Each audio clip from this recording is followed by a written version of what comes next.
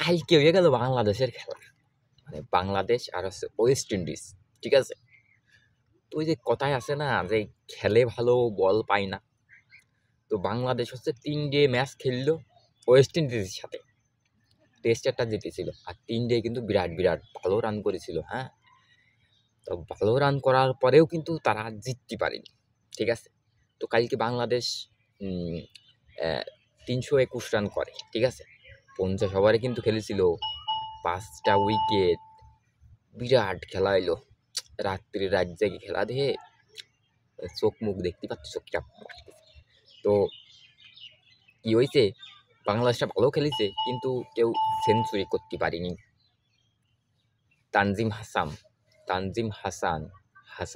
হাসান সে হচ্ছে 5 বলে 0 রান করেছিল। না, এর আগের ম্যাচেও সে ভালো খেলেছিল, সমস্যা নেই। সৌম্য সরকার সে তো বিরাট ফর্ম ফিরে পাইছে, সে তো বিরাট খেলা দিচ্ছে, খেলা বিরাট।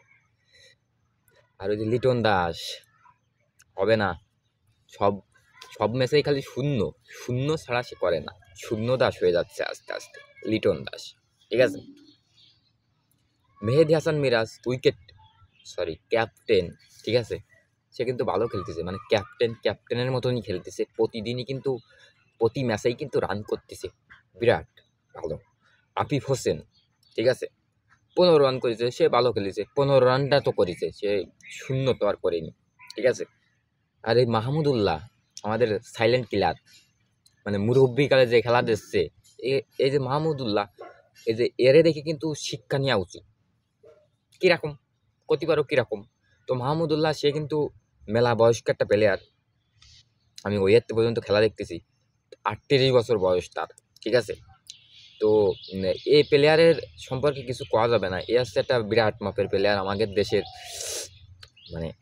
দেশের একটা ভালো প্লেয়ার, ঠিক আছে, বয়স্ক প্লেয়ারের মধ্যে ভালো প্লেয়ার, ঠিক আছে, সাইলেন্ট কিলার যাকে বলে, ঠিক আছে।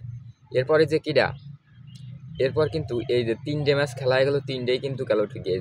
আবার জাকির আলীও তো উইকেট কিপার ব্যাটার, ওই লিটন দাসে বাদ দিয়ে জাকির আলীরে নেওয়া দরকার, আর একটা প্লেয়ারের সুযোগ দেওয়ার দরকার। প্রতি ম্যাচে 0, 1, 2 এরকম করে করলে কি হয়, এটা কীরকম লাগে না, দেশের কষ্ট লাগে খুব, দেশ ঠকে গেলি, ঠিক আছে। এরপরে যে কিটা জাকির আলী, এরা কিন্তু সবাই মিলে 321 রান করে 5 উইকেটে, ঠিক আছে। তো এরপর আছে রিশাদ হোসেন, তারপর তাসকিন আহমেদ, নাসুম আহমেদও ছিল। নাসুম আহমেদ তো বিরাট মাপের প্লেয়ার, এ তো অলরাউন্ডার, ঠিক আছে। তো বিরাট খেলাটা কিন্তু 321 রান 50 ওভারে করা, খুব মজা পাইছিলাম খেলাটা দেখে।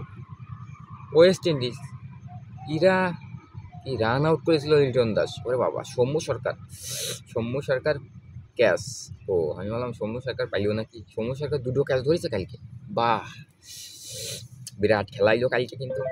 তো কষ্টের বিষয় কি যে 3 ডে ম্যাচ খেলা হইলো, ঠিক আছে, 3 ডে ম্যাচ খেলা হইলো, 3 ডের মধ্যে 3 ডে ওডিআই খেলা হইলো, 1 ডে যারে কয়, তাই একটাও কিন্তু জিততে পারিনি। এই জায়গায় একটু কষ্ট লাগতেছে। বাংলাদেশ আমাদের দেশ জিতলে কিন্তু মনের মধ্যে ভালোই লাগে, ঠিক আছে। তো কোনো ব্যাপার না, এই যে T20 আছে কবে থেকে জানো, এই 2-3 দিন পরের আবার T20, এই T20টি হচ্ছে দেখা যাবে হচ্ছে T20 কবে থেকে দাঁড়াও করছি, ওয়েডনেসডে 18 তারিখে, ঠিক আছে। তার মানে হচ্ছে 18 তারিখ কবে, আজকে হচ্ছে কয় তারিখ, আজকে হচ্ছে 13 তারিখ, ঠিক আছে। তো গিয়ে গেল, না 16 তারিখ মনডে, 16 তারিখে একটা খেলা আছে সকাল 6টায়, ঠিক আছে। তো যাই হোক, ভালোই হয়েছে, বাংলাদেশ মানে আমাকে তো সম্মান যায়নি, কি জন্য করছি সম্মান জানি জানো, এই যে প্রথমে হচ্ছে বাংলাদেশ কিন্তু 3 দিনই ব্যাটিং করে আগে, ঠিক আছে। বাংলাদেশ 3 দিনই ব্যাটিং করে আগে। প্রথম দিন করেছিল 296, 6 উইকেটে, ওরা আসছে জিতে গেছিল। পরের দিন হচ্ছে দ্বিতীয় ওডিআইটি করেছিল হচ্ছে 227, আর ওরা 230 করে ফেলেছিল, মানে সম্মানজনক স্কোর, সবটাই কিন্তু সম্মানজনক স্কোর, ঠিক আছে। কোনো কষ্ট নেই, কোনো দুঃখ নেই, খেলো এরকমভাবেই খেলো, আমরা তো আসি, সাপোর্টাররা তো আসি সাথে, তাই না। তো এই যে দেখতে পাচ্ছ এখন হচ্ছে ওয়েস্ট ইন্ডিজ হচ্ছে 16ই ডিসেম্বর বিজয় দিবস।